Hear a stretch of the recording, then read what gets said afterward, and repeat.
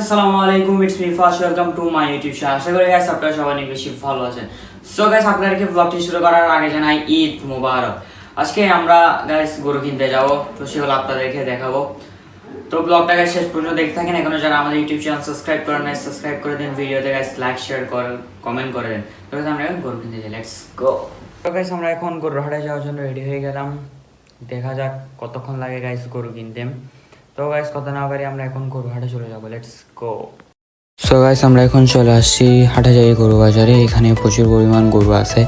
দেখা যাক গাইস আজকে গরু কিনতে পারি নাকি। সো আপনারা যারা ব্লগটা দেখছেন এখনও আমাদের ইউটিউব চ্যানেল সাবস্ক্রাইব করেন নাই, সাবস্ক্রাইব করে দিবেন, ভিডিওতে লাইক শেয়ার কমেন্ট করে দিবেন, আর ব্লগটা কেমন লাগতেছে সেটা জানাবেন। আর গাইস দেখা যাক গাইস আজকে গরু কিনতে কতক্ষণ লাগে। আর গরুর দাম গাইস প্রচুর পরিমাণ দাম ছিল গাইস সেদিন।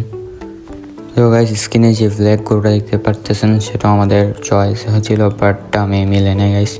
6 hours later 6 ঘন্টা ঘোরাঘুরি করার পর গরুর ডান আলহামদুলিল্লাহ।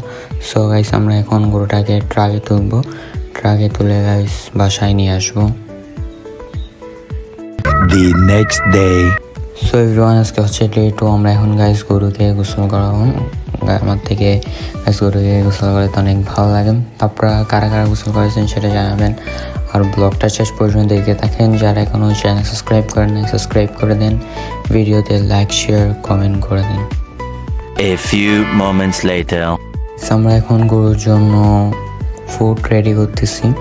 ওর আইটেমের মধ্যে আছে হচ্ছে কুড়া, ভুসি, লবণ, সয়াবিন, সরিষার খৈল, ভুট্টা সহ আর অনেক রকম দেখতে পাচ্ছেন গাইস। এগুলো আমি মিক্স করতেছি।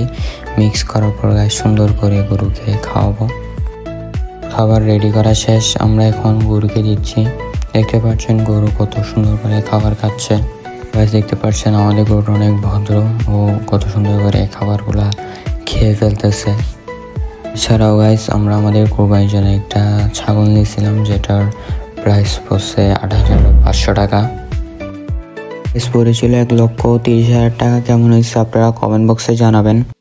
The next day. শুভেচ্ছা সবাইকে, ঈদ মোবারক। সো গাইস আমরা এখন কথা না বাড়িয়ে নামাজে চলে যাব, কারণ গাইস অলরেডি দেরি হয়ে গেছে। সো গাইস আমরা এখন মসজিদে চলে যাই, লেটস গো। নামাজ পড়ে এসে গরুকে শেষবারের মতো আদর করতেছি। আমাদের গরুটা গাইস একটু পাগলা ছিল, মানে গাইস মারত। গাইস আমি তাই ভালোভাবে ভয়েস দিতে পারতেছি না, তাই গাইস এক্সট্রিমলি সরি। সো আমাদের গরুটা কেমন হয়েছে সেটা আপনারা জানাবেন। গরুর সাথে দেখা করে এসে ছাগলের সাথে দেখা করতেছি। সো গাইস আজকে আমাকে কেমন লাগতেছে সেটা জানাবেন। আপনাদেরকে আবারও জানাই ঈদ মোবারক।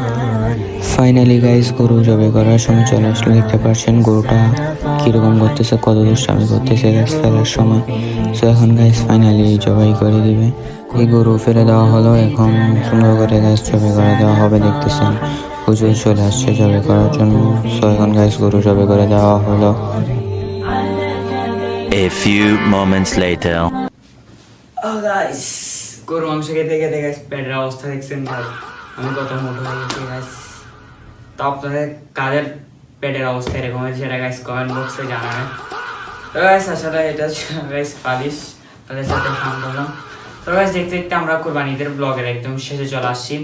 তো ব্লগটা গাইস ভালো করে করতে না পারার কারণ হচ্ছে গাইস আমি শিখছিলাম, তাই আপনাদের কাছে এক্সট্রিমলি সরি। তো আপনাদের সাথে খুব শীঘ্রই দেখা হবে গাইস নেক্সট ব্লগে। সকলে ততক্ষণ পর্যন্ত ভালো থাকবেন, সুস্থ থাকবেন। ফান, আল্লাহ হাফেজ।